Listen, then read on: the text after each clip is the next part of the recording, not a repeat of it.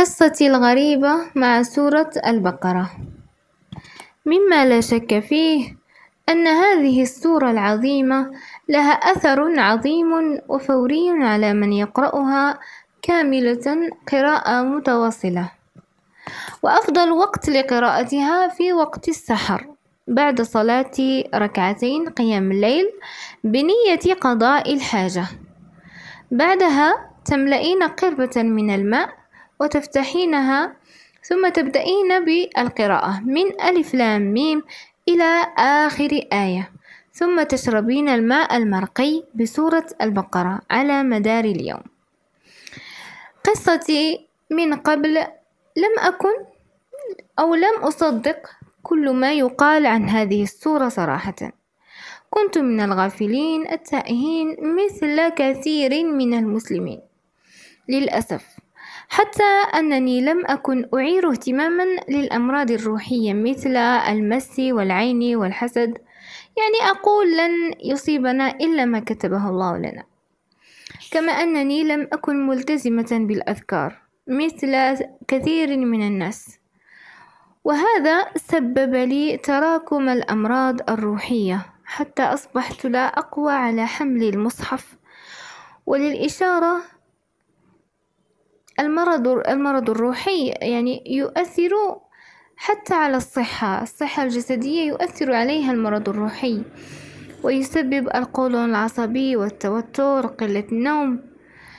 يعني ضللت الطريق ودخلت في متاهة نفسية، أفكار مشتتة، أصبحت عصبية، لم أعد أطيق سماع الناس، أحس بخوف دائم من المجهول، الوسواس القهري كاد يقتلني. ولكن هذا كله كان نعمة من الله. كيف؟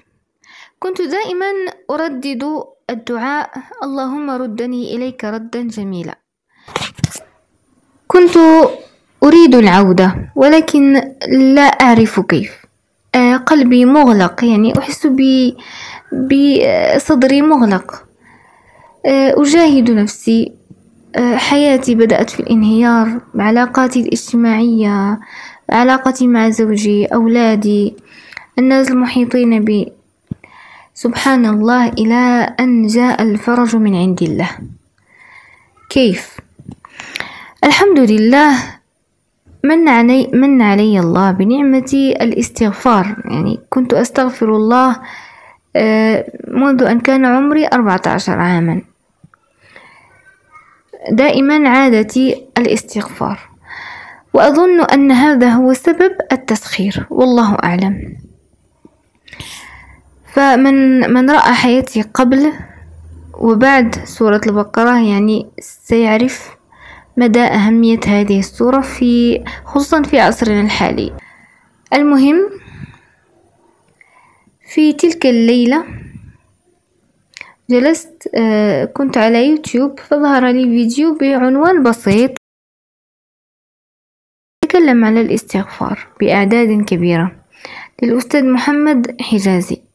فتحته، طبقت الاستغفار 1000 مرة في تلك الليلة، وكانت أول مرة أستغفر الله فيها 1000 مرة متواصلة.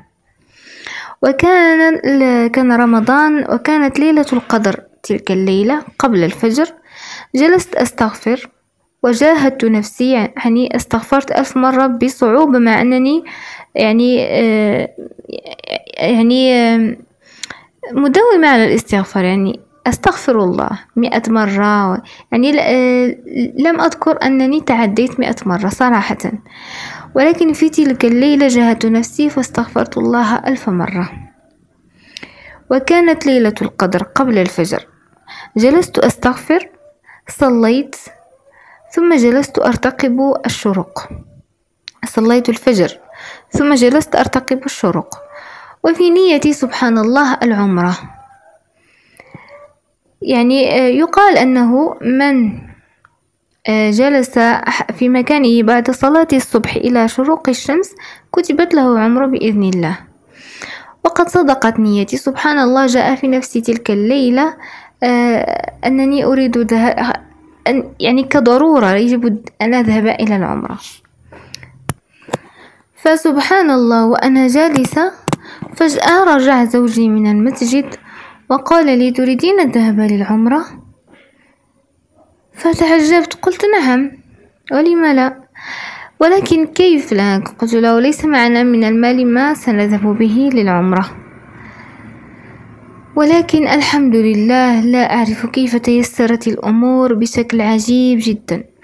وفي تلك الفترة كنت أصلي على النبي بكثرة، 2000 مرة. كنت أشعر أن صدري ينفتح بصعوبة في كل مرة، كما لو كان زنزانة من حديد. فالحمد لله اعتمرنا ورجعت وأنا مريضة بمرض، يعني لا أحس بعياء ولا شيء، ولكن كنت أشعر بنعاس لم أشعر به في حياتي كلها، نعاس غريب جدا. أستيقظ وأنام رغم أني لست متعبة. ألهمني الله في ليلة أن أقرأ سورة البقرة. في تلك الليلة توضأت وصليت صلاة قضاء الحاجة وملأت قربة من الماء. هذا تقريبا مع الثانية ليلا جلست أصلي بنية قضاء الحاجة وبجانبي القربة من الماء. جلست، أول ما سلمت حملت المصحف وجلست أقرأ، قرأتها كاملة. وصلت للحزب الثاني، فلما وصلت للحزب الثاني أحسست بقلبي انقلب، والله العظيم، قسما بالله العلي العظيم، والله شاهد على ما أقول، أن قلبي أحسست به انقلب، يعني تحرك بمكاني. لا أستطيع أن أصف لكم، ولكن قسما بالله أنني أحسست به انقلب. فسبحان الله، ويعني كأنه انفجر، فانفجرت بالبكاء والصراخ الداخلي حتى أن يدي تيبست على المصحف، وجاهدت نفسي على أن أكملها. أكملتها بكاء وقراءة حتى انتهيت. نفثت في الماء 7 مرات ثم شربت الماء على مدار اليوم أنا وأولادي. اليوم الثاني نفس الشيء وأنا أقرأ، لكن هذه المرة أتفوه بكثرة وأتجشأ حتى انتهيت، ثم شربت ذلك الماء على مدار اليوم. وفي اليوم الثالث وقع ما لم يكن في الحسبان، وقع شيء أغرب من الخيال، شيء لم أكن أتصور إطلاقا أن يحدث لي. حملت المصحف بعد الوضوء والصلاة وأنا أقرأ، وإذا بدخان أبيض يخرج من فمي بشكل متواصل حتى أكملت القراءة.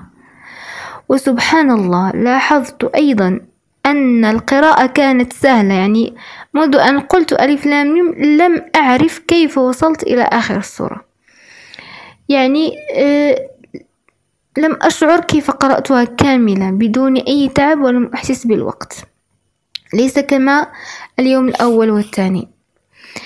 والحمد لله منذ ذلك الوقت وحياتي تغيرت للأفضل، انتهت المشاكل، تحسنت صحتي، كل شيء أصبح مباركا في حياتي، التسخير في كل شيء، حتى في العلاقات، في الدعاء، يعني حتى في الدعاء يعني ألاحظ أنني كلما دعوت بشيء تحقق، الحمد لله. أصبح قلبي خفيفا، يعني كلما سمعت كلام الله، كلما يعني ممن يقول قال عليهم الله عز وجل: وجلت قلوبهم، ذلك الوجل أصبحت أحس به.